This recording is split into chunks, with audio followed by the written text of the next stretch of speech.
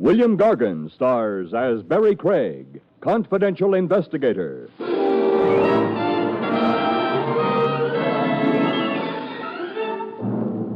trouble with leading a life of crime is that you could never rest on your laurels.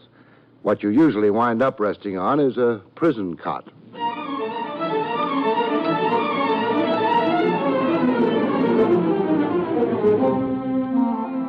The National Broadcasting Company presents William Gargan in another transcribed drama of mystery and adventure with America's #1 detective, Barrie Craig, confidential investigator.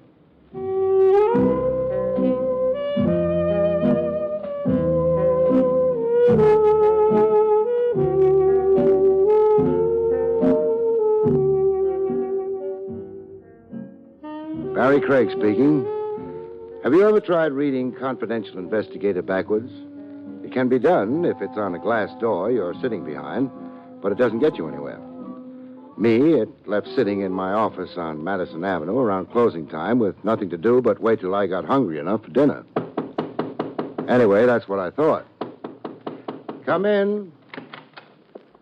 Until they and it arrive. All right, take it easy, fellas. Take it real easy. That's it. No. Put it down. Easy.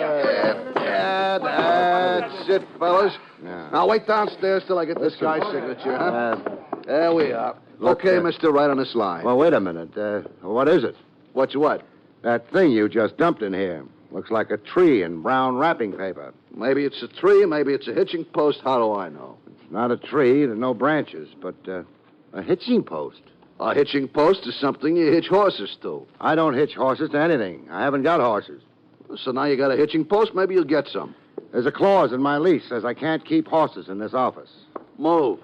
There's another clause which says... Oh, forget it. Will you please sign this here? Get the wrappings off that thing first. Okay. Hey, don't look now, but were you wrong? This here came addressed to Barrie Craig. That you? That's me, but that's not a hitching post. Who cares? It happens to be a mummy. Lay off the baby talk. Mummy, as in embalmed. Okay. So now you won't have to buy a horse. I wasn't planning on... You won't even have to move. But what could I use a mummy for? A hat rack? No knobs. So give it away for Christmas. Mister, would you please sign this? Who sent it to me? Mister, I'm just a trucker. Nobody tells me the little secrets. You don't want to sign? How hard is it to forge an X? Goodbye. Hey, come back here.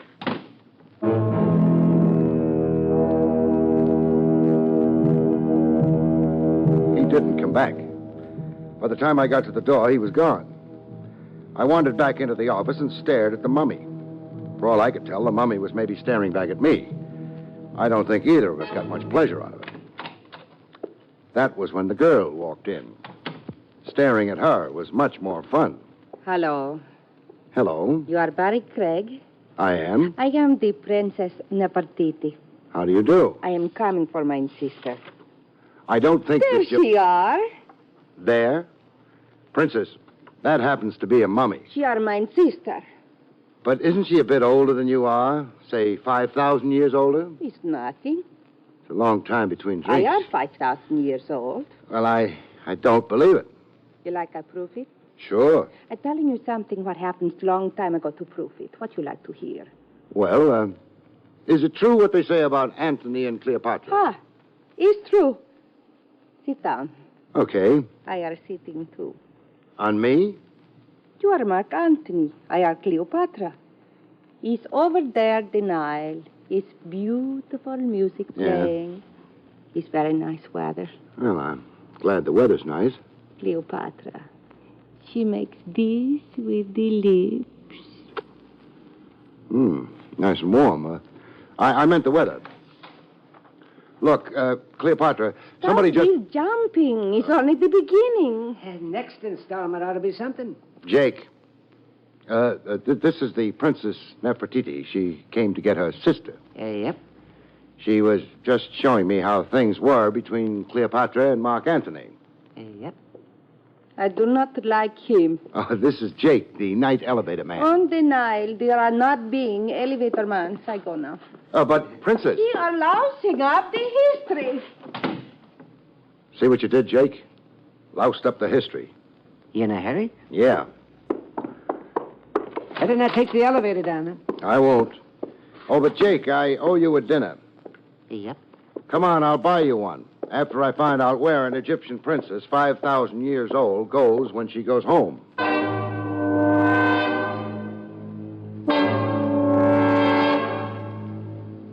She wasn't, of course, a princess, Egyptian or otherwise.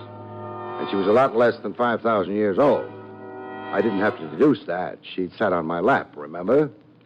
But I wanted to know why she'd put on the act and where the mummy came in. Must have had cars in old Egypt, eh?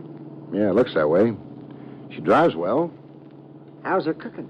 I didn't notice. Jake, behave yourself. Remember, she's old enough to be even your grandmother. Well, you think of that when... That's enough.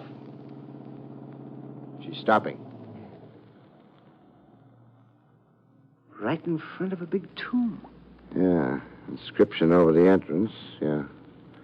Egyptological Museum. She's gone into the grounds, cutting around the building. There's a cement path. There must be an annex to the museum. There's a small house over there. Went inside. We following her in? I don't think so. Not yet, anyway. We'll try the museum first. I'd rather follow her. Jake, the museum might be more interesting. Ha! Well, all right, but this door might do it.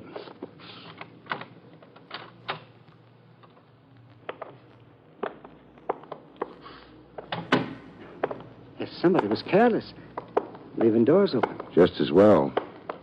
The place is filled with Egyptian relics and Egyptians. Mummy cases all around. Now, let's try this one. Now, mummy case and mummy inside. What'd you expect? Daddy? Well, there's another one. Another case, another mummy. It's liable to go on like that. Maybe. I'm not so sure, though. Now, let's take a look at this one. Yep. Mummy's moving, Mr. Craig.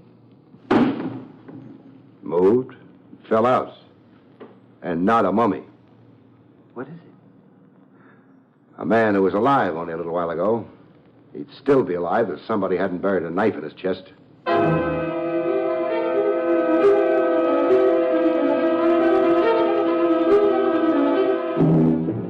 There was no knife around, proving pretty definitely the man in the mummy case had been murdered.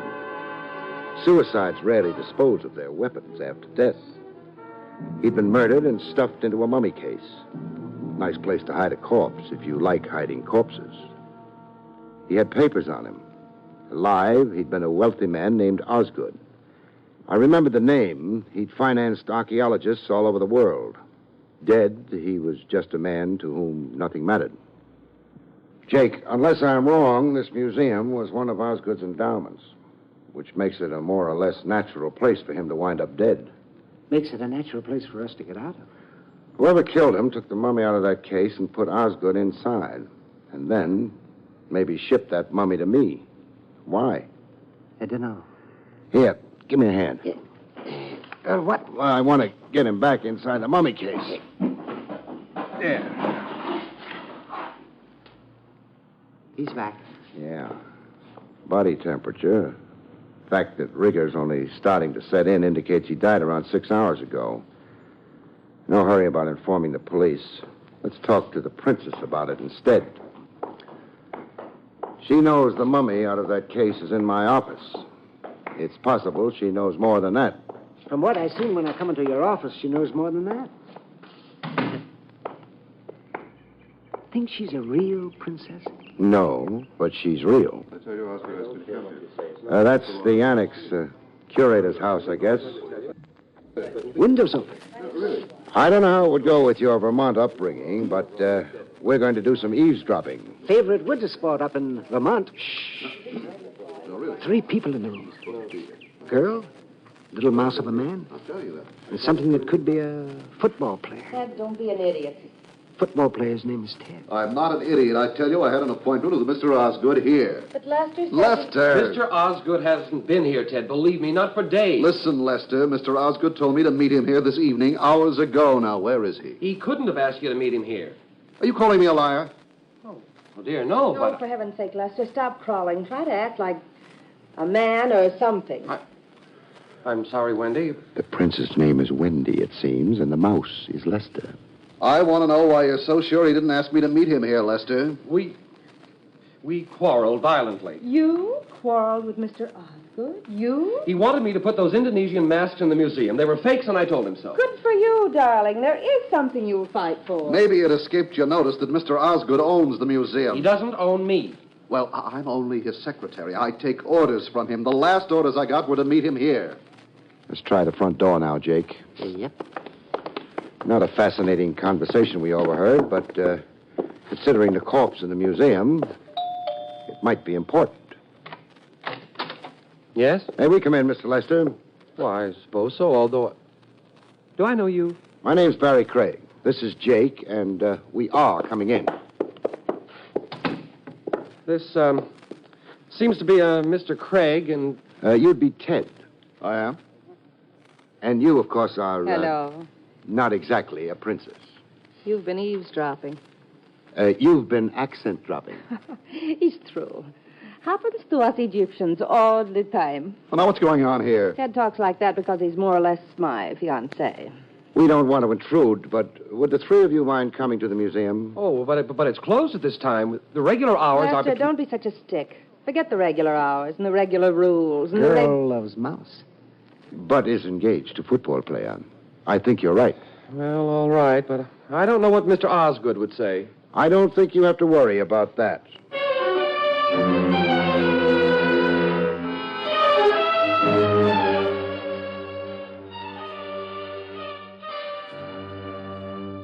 I had inside information on that from inside a mummy case. Now, let's see. Yeah, this one right here. Well, this mummy case? Yes, that's what I wanted to show you. Open it, Lester. No, Why shouldn't he open it, Wendy? because there's blood on the floor. Girl's right. Since when have mummies started bleeding? They don't. Open the case, Lester. Very well. It's a trick. It won't prove anything. Anyone could have stabbed him. Stabbed who? I don't know. Whoever's in there. Lester. My dear, in spite of the fact that I've never before dared to mention it, I happen to love you very much. But that doesn't blind me to the fact that you're frequently a fool. Now, shut up. Don't talk that way to Wendy. Are you objecting to my telling her I love her or that she's a fool? I object to both. But she is a fool. Otherwise, she'd realize the only reason you're marrying her is the money she expects to get from Mr. Osgood. Lester, you're a worm. I probably am. I hate to interrupt all this good, clean fun, but you still haven't opened the case, Lester. I'm sorry. I'll do it at once.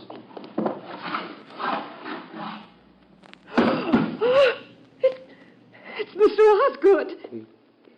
He's dead, isn't he? He's dead. Wendy, how did you know Osgood was going to be inside that case? I suspected it because he had an appointment with you and didn't keep it And he'd had a violent quarrel with me some days ago. I'm afraid your deductions were the obvious ones, Wendy. But did you have to be quite so sure they were true? The police ought to be informed. Oh, yes. Yeah, I'll phone them. I can't believe all this is real. It's real. It's real as the blood on the floor.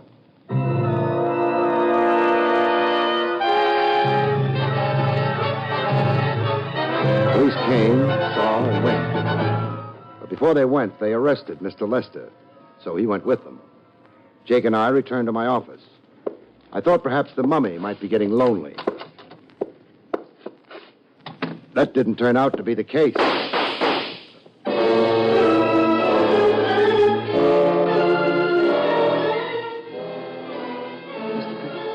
Okay, Jake.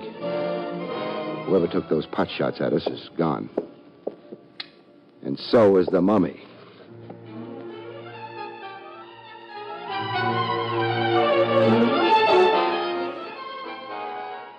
I made a phone call. I wanted to make sure Lester was still in jail. That would clear him of shooting at Jake and me and swiping the mummy. Lester, I discovered, was no longer in jail. The district attorney hadn't admired the evidence against him. Well, that means Lester's loose, Wendy's loose, and Ted's loose. What's that loose talk? Jake, please. I was tempted, Mr. Craig. We're going back to the museum. I thought so. Worried about the mummy? Worried about... I'm worried about the person who stole the mummy, and I'm even more worried about why.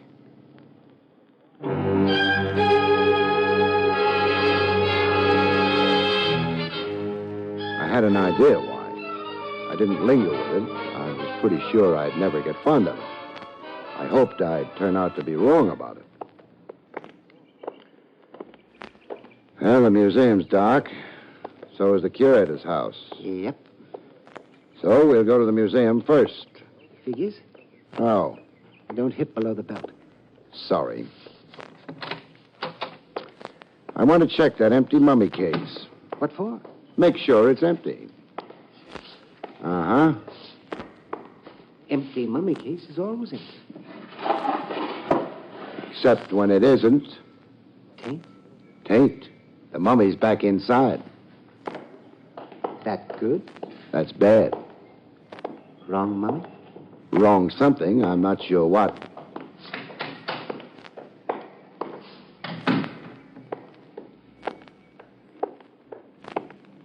House is still dark. We'll change that. Thinking about the little fella? Lester? Yeah. What? He's in this up to his neck. Now, where's that doorbell?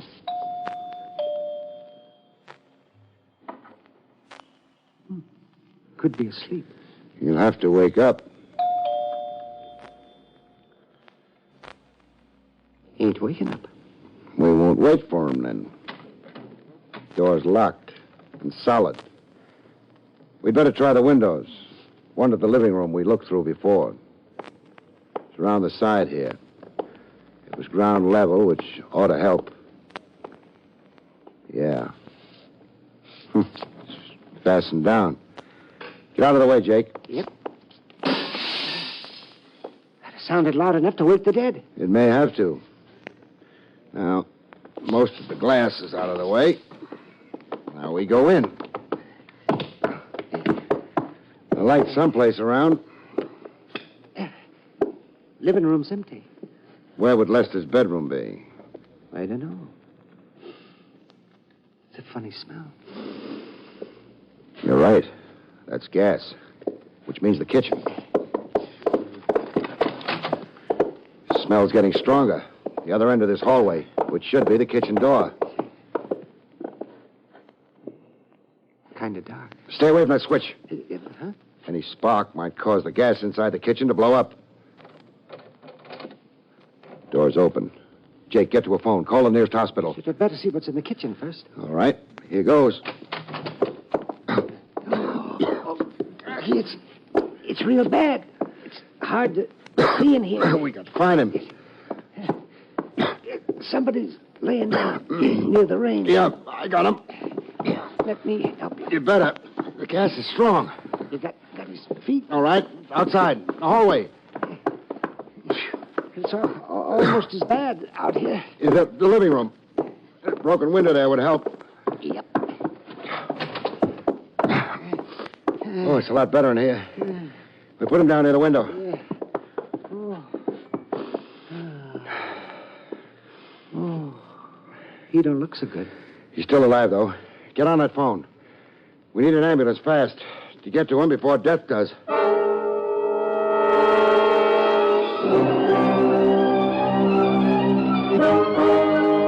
They got to him and took him away. The intern said he had a chance. Jake and I stayed behind in the house. I made a few phone calls, and the air got better. Mr. Craig, was he trying to kill himself? No. There was a bruise on the back of his head. Well, then it was the same one who killed Osgood. Yeah. Hoped to close the case by making it look as though Lester had committed suicide because of guilt. Uh-oh. Company. Oh, here, Craig, I don't like being dragged down here in the middle of the night. You want Osgood's murderer caught? Sure, but there's a peculiar odor. Where's Lester? Out for the moment. That ought to be Wendy. I phoned her, too. Mr. Craig and Ted. Well, apparently the cleaning up Osgood's murder, Wendy. Suppose they needed us here for something or other. But I thought the police decided it was Lester who... They didn't like the evidence too much, and they turned him loose. Where is he? The Samaritan Hospital, condition critical. Jake and I found him in the kitchen, breathing gas. He tried to kill himself. You'd like that? It would close the case. Final proof against Lester. The only thing, Wendy, you knew about Osgood's death before you should have. You warned Lester not to open the mummy case in the museum. But that was because there was blood on the floor. You didn't explain how you knew he was stabbed, not shot. Oh, Wendy, they're right. I remember it explained to them. I can't. But that could mean... Wendy... Oh, shut up, Ted. You never cared about me anyway. All you wanted was the money I'd inherit from Osgood. Well, it's likely to be bloodstained now. I don't care for any of it, I think. Is there anything more, Craig? Oh, one thing. This statuette, what's it made of? What? Granite. Then it should be hard enough. Don't you like Ted? No. He's a murderer.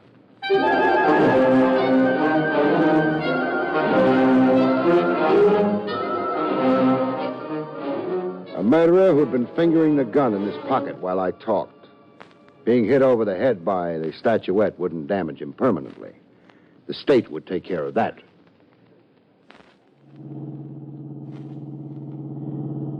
Girl was in a real hurry to get to the hospital. Yeah, I know. What can she see in a mouse like Lester? Catnip? No argument. Jake, Ted's motive was the money Wendy was getting from Osgood. He killed Osgood shortly after Osgood had quarreled with Lester. He figured Lester would be the obvious suspect. Anybody ask you to explain? No. Now, why was the mummy delivered to me? Simple. Ted wouldn't have. He'd framed Lester and would have left things the way he'd set them up. So it had to be Lester himself. He wanted me to help him. He gained a little time.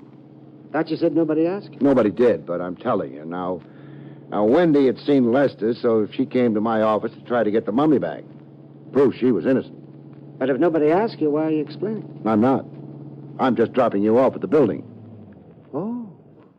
Well, thanks.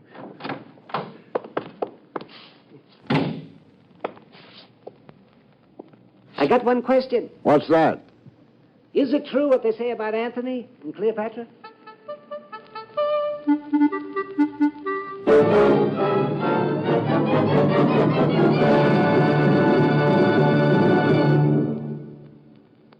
You've been listening to William Gargan in another exciting transcribed mystery drama from the adventures of Barrie Craig, confidential investigator. Tonight's story, Never Murder a Mummy, was written by Louis Vites.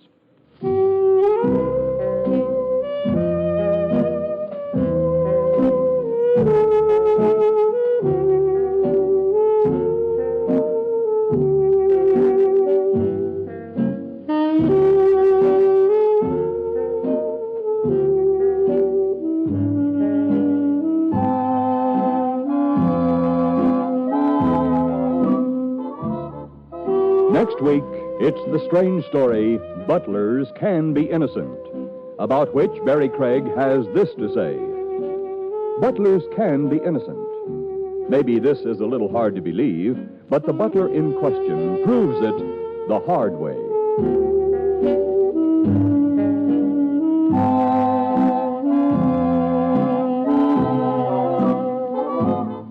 The National Broadcasting Company has just brought you an NBC Radio Network production with William Gargan, starring as Barrie Craig, confidential investigator, directed by Andrew C. Love. Our cast included Jonathan Hull, Libby Janis, Jim Nusser, Henry Hunter, and Howard Culver.